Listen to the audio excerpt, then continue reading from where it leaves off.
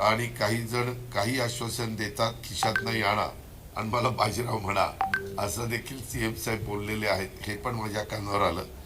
ते असं म्हणाले ते परत झालं असं मला वाटतं.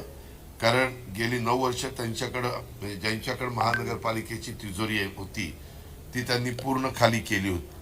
त्यात एकही आणा नाहीये हे त्यांनी मान्य केले. असे असताना आम्ही मोफत बस मेट्रो ही आश्वासन कशी पूर्ण करणार असा त्यांचा प्रश्न आहे. पण त्यांनीच उत्तर दिले.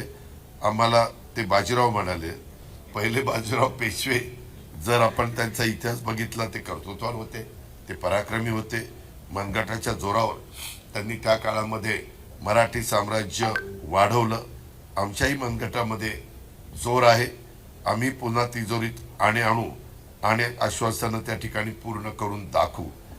त्याच्यामध्ये 15 तारखेला त्यांनी सांगितलं आजच्या काहीतरी सभेमध्ये मतदान आहे 15 तारखेला, तर उठा अलार्म बंद करा.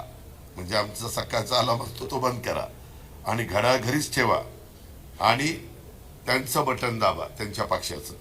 आता 15 तारखेला उठा, अलार्म वाजेल ते बंद करा, घड्याळ घरीच ठेवलंच पाहिजे. कारण ते निवडणूक चिन्ह सोबत आपल्याला नेता येत नाही, त्याच्यामुळं ते घरीच ठेवायचंय.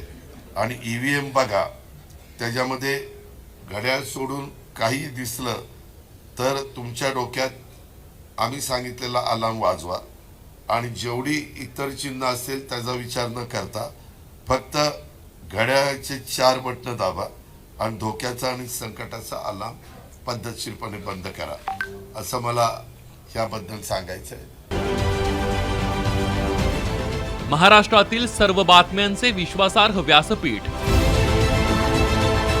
सकाळच्या सर्व सोशल मीडिया प्लॅटफॉर्मला लाईक, फॉलो आणि सबस्क्राईब करा. तसंच सर्व नोटिफिकेशनसाठी बेल आयकॉन प्रेस करायला विसरू नका.